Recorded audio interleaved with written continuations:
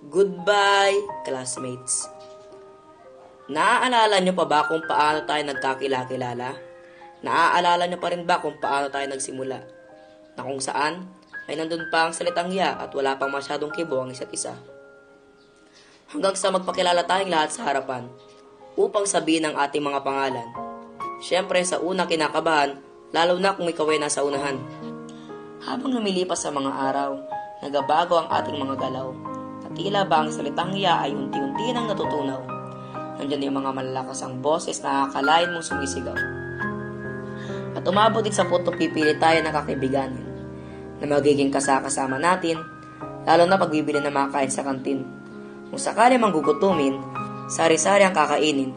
May sitsiriya, tinapay, at soft drinks pang kapares na inumin. Napakarami makikita sa ating makapatingin tayo sa ating mga klase. May baliw, may joker, may maitim, may maputi.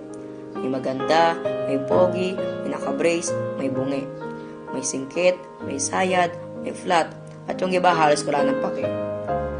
Nandyan din ang mga klaseng binibigyan nyo ng popol. Binibilog nyo mga utak nila na parang reyambol. Na baka sakaling may isa sa kanilang dalawa ang may mafon. Hay naku, kaklase. Madalas merong maarte. Meron ding mga pabebe. Yung iba flat-chested, tapos yung iba halos wala ng pake. Isa lang yan sa mga halimbawa ng mga klase nating estudyante. Minsan nga napapaisip ako, naging kaklase ko ba talaga ang mga to? Aakalain mo panaginip lang yun pala ay totoo. Pero seryoso, gusto kong ulit balikan yung mga araw na magkakasama pa tayo. Pero malabo na mangyari dahil nangyari na ang dapat mangyari. Tanging mga larawan na lang natin na magsisilbi upang balikan ang mga masasayang alaala natin dati.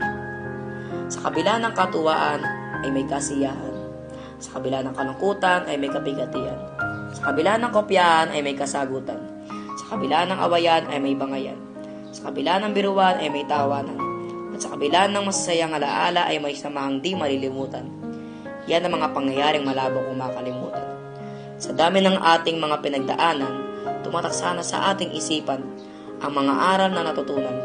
Sana ang inyong mga mukha ay muli ko pang masilayan, kahit na ang iba sa atin ay lilipatan ng eskwelahan.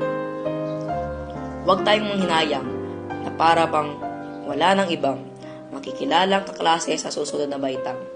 Pero kung pwede lang, sana hanggang dulo tayo na lang. Ngunit kailangan nating maging matatag at matapang. Marami pa tayo mga susunod na akbang, kaya kailangan lahat ng iyon ay hindi masayang.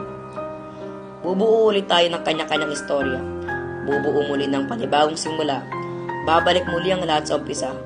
Ngunit hindi lilimutin ang lahat ng mga nakaraang alaala. Tayo man ay maghihiwa-hiwalay, tayo pa rin ay hawak kamay.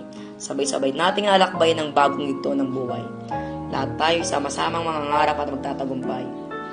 Sa loob ng 10 buwan, na puno ng kalungkutan at kasiyahan, mga pagsubok na pinagdaanan na siya nagpatibay ng ating samahan. At sa isang iglap, natapos ang ating istorya na akalaing wala ng katapusan.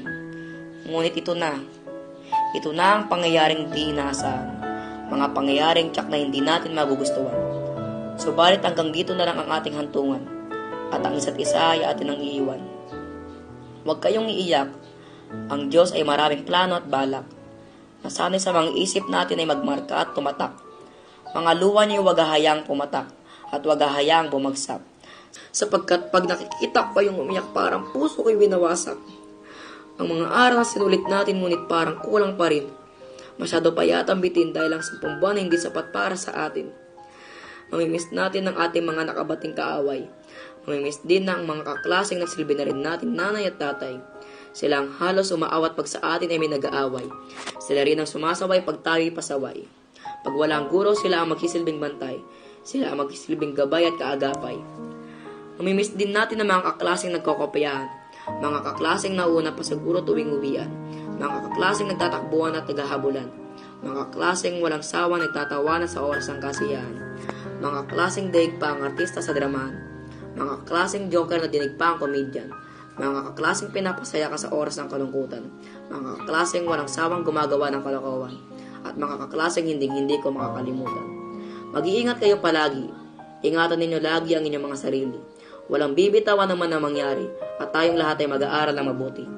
Paalam sa mga mahal kong kaklase. Sana nagustuhan ninyo ang mumunti kong mensahe.